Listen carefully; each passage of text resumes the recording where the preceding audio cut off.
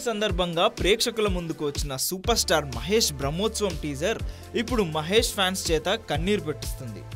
ఏదో నూతన సంవత్సరం వచ్చింది కాబట్టి ఏదో ఒకటి సినిమాకి సంబంధించిన వార్త ప్రజల్లోకి తీసుకొని రావాలి కాబట్టి ఏదో మొక్కుబడిగా దర్శకుడు ఆ టీజర్ విడుదల చేశాడు. కానీ అందులో ఏమాత్రం కొత్తదనం లేదని మహేష్ ఫ్యాన్స్ బాగా వరి అవుతున్నారు.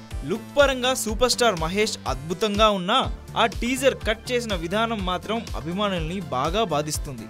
టీజర్లో మహేష్ ఎంతసేపు కనిపిస్తున్నాడో మిగతా చిన్న చిన్న క్యారెక్టర్స్ కూడా అంతేసేపు కనిపిస్తుండడం మహేష్ ఫ్యాన్స్ జీర్ణించుకోలేకపోతున్నారు. మామూలుగా టీజర్ అంటే చాలా మంది హీరోయిన్స్ ని కూడా సరిగ్గా చూపించరు. అలాంటిది చిన్న చిన్న క్యారెక్టర్ ఆర్టిస్టులను కూడా చూపించి శ్రీకాంత్ అడ్డాల టీజర్లో మహేష్ ని చాలా తక్కువ సేపు చూపించాడని ఫీల్ అయిపోతున్నారు. వీటన్నిటి వరకు ఎలాగూ లైట్ తీసుకొని ఊరుకుందాం అనుకున్నా మ్యూజిక్ డైరెక్టర్ మిక్కీ జే మేయర్ ఆ అవకాశం కూడా లేకుండా చేశాడు. టీజర్లో వచ్చే పాట ట్యూన్ యాజ్ ఇట్ ఈజ్ గా కాపీ చేశాడు. ఇక ఈ విషయం తెలిసిన మహేష్ ఫ్యాన్స్ కి ఏడుపు ఒక్కటే తక్కువైంది.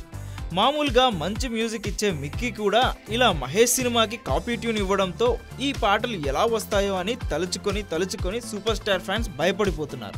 మరి శ్రీకాంత్ అడ్డాలకి ఇప్పటికైనా ఫ్యాన్స్ బాధ అర్థమవుద్దో లేదో చూడాలి మరి.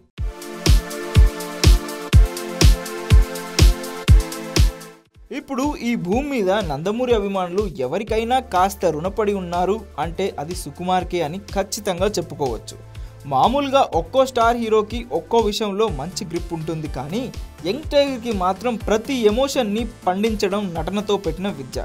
ఇక ఫైట్స్, డాన్స్ వంటి అంశాల్లో యంగ్ టైగర్ రేంజ్ గురించి ప్రత్యేకంగా చెప్పుకోనవసరం లేదు. అయితే ఎన్టీఆర్కి మొదటి నుంచి ఉన్న మైనస్ ఏమైనా ఉంది అంటే తన లుక్ మాత్రమే.